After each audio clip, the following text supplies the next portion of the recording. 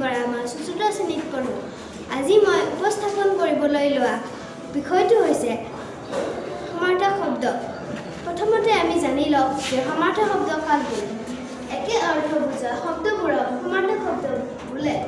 এতিয়া ইয়াতে কেইটামান সমাৰ্থক শব্দ উদাহৰণ দেখুওৱা হৈছে।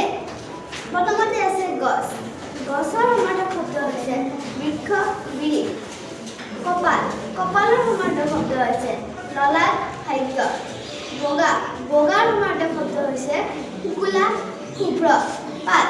পাতৰ সমাৰ্থক শব্দ হৈছে পত্ৰ, পল্লৱ। পৃথিৱী। পৃথিৱীৰ সমাৰ্থক শব্দ হৈছে ধৰণী, জগত। মেঘ। মেঘৰ সমাৰ্থক শব্দ হৈছে ডাৱৰ, জলজ। ফুল।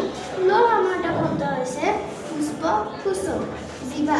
জিভাৰ সমাৰ্থক শব্দ হৈছে জিহ্বা আৰু ৰসনা। ইচ্ছা। ইচ্ছাৰ সমাৰ্থক শব্দ হৈছে অভিলাষ আৰু কামনা। ৰজা। ৰজাৰ সমাৰ্থক শব্দ হৈছে বিপত্তি আৰু ৰাজত। ধন্যবাদ।